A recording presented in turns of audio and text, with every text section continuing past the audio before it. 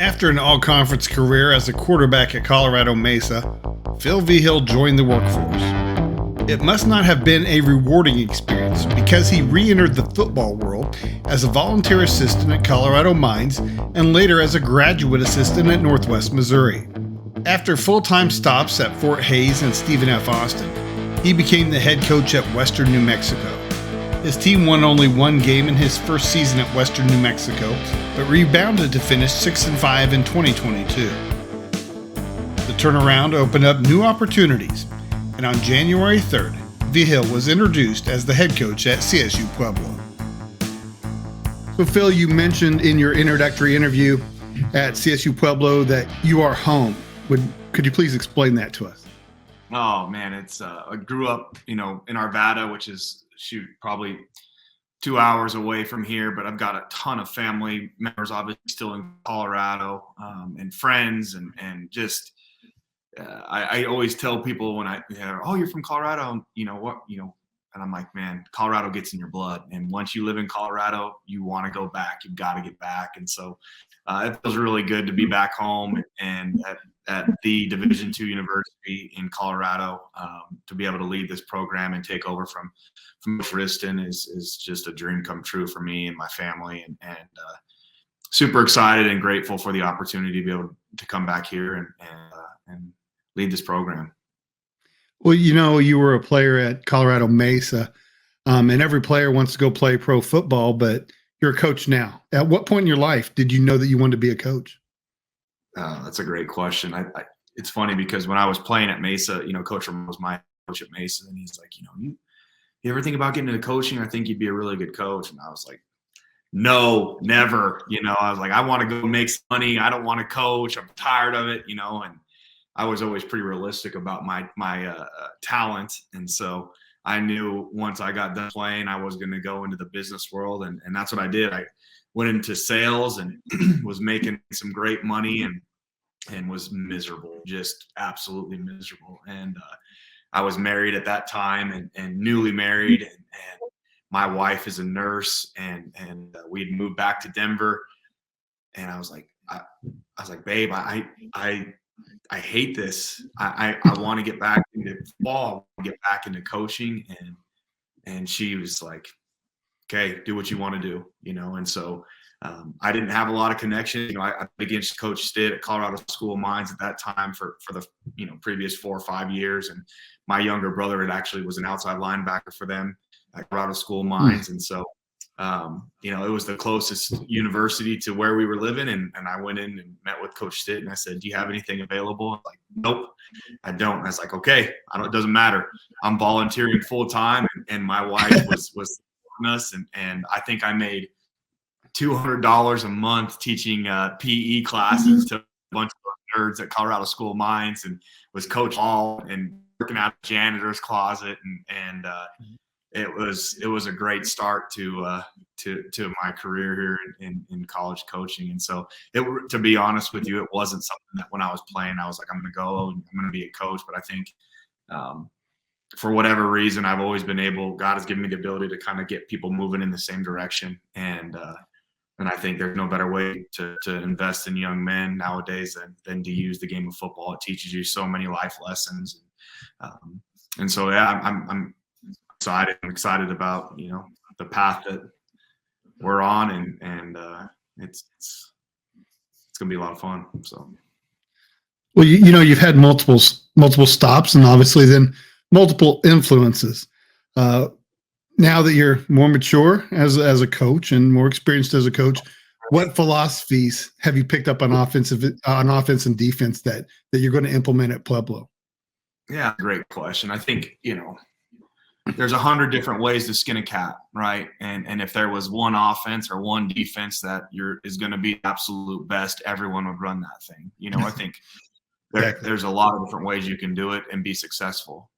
I think the biggest thing that I've taken from the places that I've been is how to instill culture and how to recruit, right? I think, being able to be at Northwest Missouri State, a graduate assistant under Coach Churchma, and then under Coach Dorrell and under Coach Bostwick, even though it was for a short time, the culture there was unparalleled, and you had a bunch of guys that no matter what the score was, no matter how much they were down or up or whatever, they knew they were going to win that football game, and work that they put in to have that confidence was special.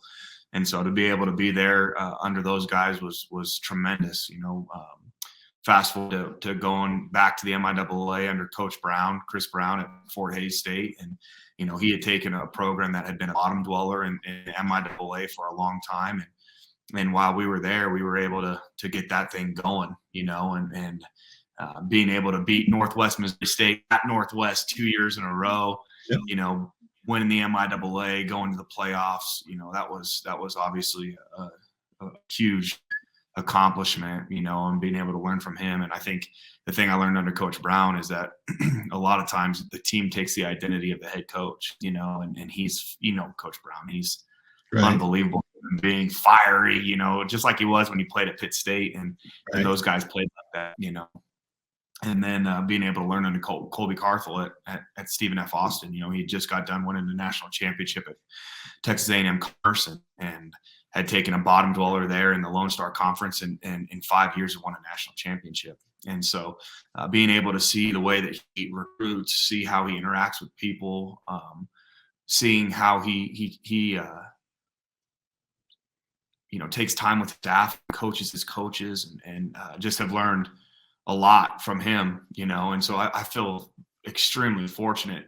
Not, scheme is scheme, right? X's and O's and X's and O's, but the culture piece, the recruiting, that is what I've learned that I think has allowed me to have success at Western New Mexico, and Western was not a great situation when I took over, and playing in the Lone Star Conference where it's a grown man's league, and able to do things there that haven't been done in 29 years. I think that it's a testament to those players and those my staff there, and what we were able to do there. And I think again, it had nothing to do with what we did offensively or defensively from a scheme standpoint. It had everything to do with the culture we have placed in the recruiting that we went out and did. So I think that's the thing that I think I'm most excited about here at CSU Pueblo is, we've got unbelievable facilities.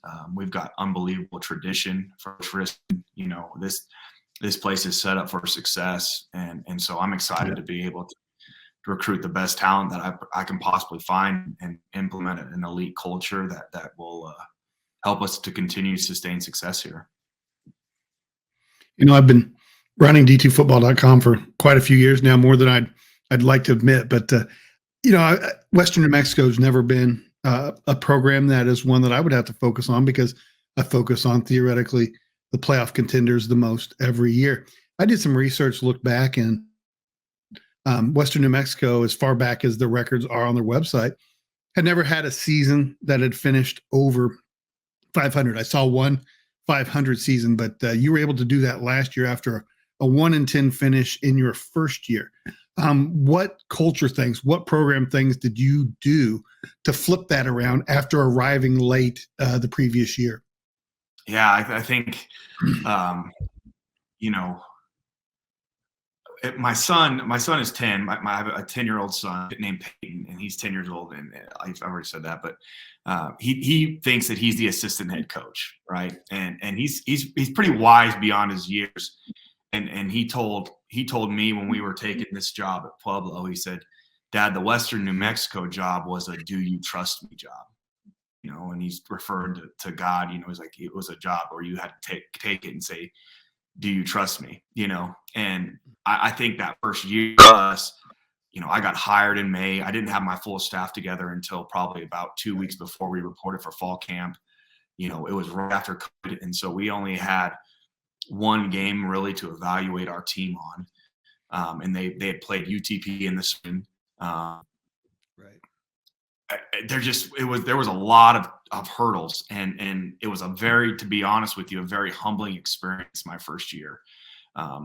We had our best 2 offensive linemen that finished the season started out as offensive linemen during fall camp. Our starting quarterback didn't get there until probably about a week after we started fall camp. There was just a lot of things there that we were trying to, work on the run almost, and we took our lumps. And I just kept telling myself every single day, you're learning more than anybody in the country right now. You're learning more than anybody in the country. And leaning on my mentors, calling Coach Churchma, calling Coach Carthel and Coach Lynn at Nebraska Kearney is a really good friend of mine. And just talking to them about it. And, Coach T was great because, he went 0-11 his first year at Northwest Missouri, and then in 3 years was 11-0. And being able to lean on him and his guidance and his advice. And so we took that roster and we flipped it pretty quickly. Our second year there, we took 117 to camp. And of those 117, I think there was probably maybe 30 that were on the original team before the kids that we recruited there. And so we had to drastically flip that roster just to be able to put us in a position where we can compete in the Lone Star Conference. And, we weren't fully funded. We didn't have the best facilities, but we had a bunch of guys that were tough kids that believed. And I think that was the biggest difference from a culture standpoint. I want to make sure that when our guys leave our program, they're ready for the next step and whatever that is. And so in the spring, we have a Built for Life program that we do where we talk about purpose. We talk about identity. We talk about how to tie a tie, how to change a tire, the things that often go unseen, right? But we also take time just to invest in our kids and develop relationships. And their belief last year was the biggest difference. In year one, we get into a game, and as soon as we get down, it's, oh, here we go again. Right. And year two, it was, we're going to win this football game, and we're going to find a way to win this football game. And, we weren't there yet, but we competed and we did some things that haven't been done there in a very, very long time. And it's just a testament to them and their belief. So that, I think that was probably the biggest thing, from a culture standpoint, is just getting them to believe the right way. Your belief is going to set your ceiling, and it's going to set your habits, and it's a cycle, right? The more you believe, the harder you work, the more results you get, the more you believe, right? And it just keeps going in circles. And so for us, it was setting them up to believe that they can be they can be chain breakers. We talked about that a lot, and breaking generational curses. We had a lot of guys that they were going to be the first guys in their entire family ever go to college and graduate. And so that carried over onto the field, and I was proud of their success. So this whole situation, to be completely honest with you, Brandon, has been very bittersweet for me. There's a lot of guys on that team that I poured my heart and soul into, and they poured it back into me. And it was not an easy decision. It wasn't. There were so many positives about CSU Pueblo, from not only a football program standpoint, but funding, but also the legacy here and everything. Right. Even just from our family standpoint, there was a lot of positives to come back here. But those kids there, the administration there, did not make it easy and did not make it an easy decision. I'm a big believer in faith, and God. We felt like God has placed us everywhere we've ever been, and we felt His hand move us here, and so here we are. Get to sit here in my office and talk to Brandon Eisner and talk to football. And, it's been a whirlwind, but it's been a lot of fun too. So. Sure. You talked about culture, and it's something I absolutely believe in. And you go from one place where you were trying to establish the culture to a place where the culture exists that is a great culture. Yeah. You'd mentioned Mel Churchman, Chris Brown, Adam Dorrell, Colby Carthel, a bunch of guys whose ear you could bend if you had some problems or had a question about how to operate a football program or whatever you might need. In your building, you're going to have John Reston, who is a head coach who has won a national championship, and he's been a consistent playoff contender at CSU Pueblo. What's the relationship, a new one there? And do you plan on bending his ear and seeking advice from him? Yeah, no, Coach Reston he's unbelievable. I mean, he's been phenomenal for us, for me. throughout the process, I've talked to Coach Riston probably more than anybody else. He tells me everything, and I told him from the go, like, Coach, like, first off, I'm never going to be one of those guys that knows it all. That's not who I am. I'm got a growth mindset where I want to get better. I want to improve every single year. How can we do that?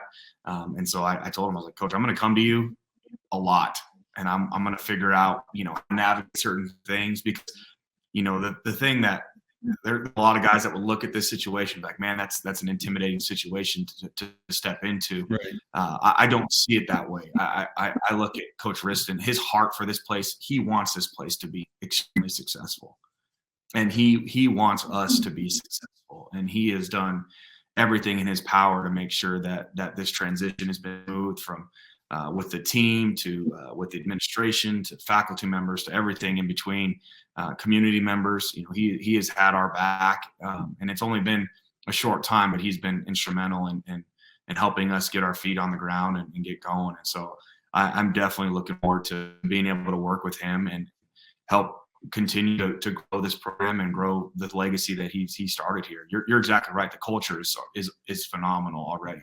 You got a bunch of kids that know how to win, that are blue collar. This community in Pueblo, Colorado it's steel, the steel industry. I mean, we got some tough blue collar people in this town, and they love football. We went to a local restaurant just over here, and they had it was Wing Wednesday, and they had Risto's wings, and it was famous wing sauce. I mean, John is just embedded in this community, and so it's being able to lean on him and go over there and talk to him about, hey, handle this. How do you do this? What do you think about this? It's going to be huge for me and my growth as a head coach and for our program moving forward. He obviously knows more about the roster than you do at this point, but I am curious about your coaching staff. How much have you secured? What can you divulge about who's going to be on your staff? Yeah, so I've our full-time staff is set, and so we've got those guys hired. Right now, I'll just go through our staff. So, again, Coach Riston has done a great job here. He's had phenomenal coaches in this building. And I told him in the interview process, and I told the athletic director as well, I was like, Coach, you've done a great job. I can't be you, right? If I come here and I try to be John Riston, I'm going to fail. I've got to be Phil Vigil. I've got to be able to do things the way that I see fit. And so, I definitely took into consideration, the things that he had to say about his staff. And I am going to hold over 2 of his staff members that I think are phenomenal coaches, phenomenal human beings.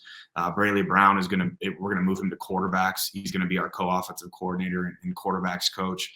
He was the offensive coordinator at Colorado Mesa University. Before that, he was the offensive coordinator at Oklahoma Baptist. Young coach is very, very knowledgeable. I've heard nothing but great things about him and his development of the quarterback position specifically. He's had a lot of success, and so excited to keep him on the offensive side. I've hired Garrett Graff. He was the run game coordinator, offensive line coach at Midwestern State. He's going to be a co-offensive coordinator and offensive line coach here. He played at the University of Texas. He GA'd for Tom Herman there, was under Herb Hand as kind of his hand man. Phenomenal job. I got to watch them obviously throughout the Lone Star Conference, and his offensive line group was really, really good. They led the Lone Star in rushing yards per game. They had 191 yards a game last year, and so just meshed really well with him and thought it was a great fit. And so funny story, first question he asked me was, Coach, we got a crawler sled?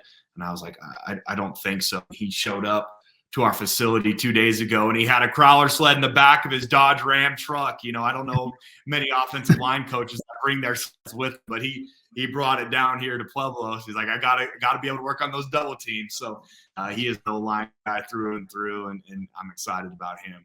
Receivers coach, I've got Josh Atkinson.